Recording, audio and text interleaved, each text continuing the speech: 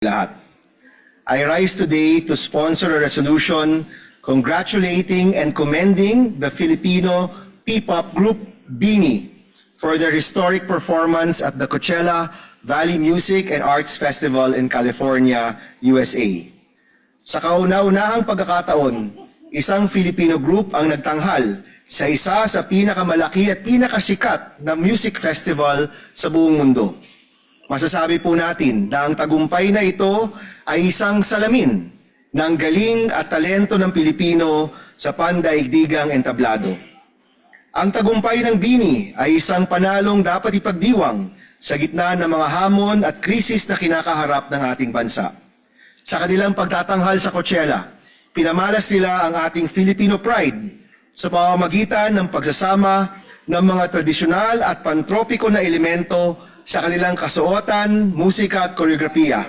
The cherry on top was when BINI introduced themselves in our native languages. Higit pa rito, ang kanilang tagumpay ay nagsisilbing inspirasyon sa napakaraming kabataang Pilipino na mangarap at maniwala na kaya rin nilang maabot ang world stage.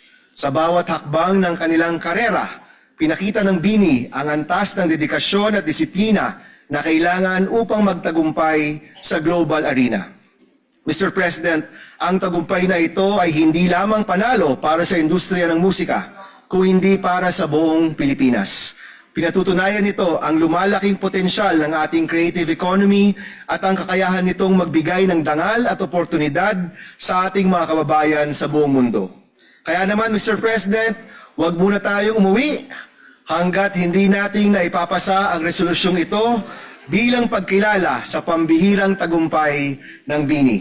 Kaya muli po, congratulations kay Maloy, kay Mika, kay Sheena, kay Joanna, kay Gwen, kay Stacy, kay Aya at kay Colette sa BINI. Ito po ay isang panalo para sa bawat Pilipino. Maraming salamat, Mr. President, mga kasama.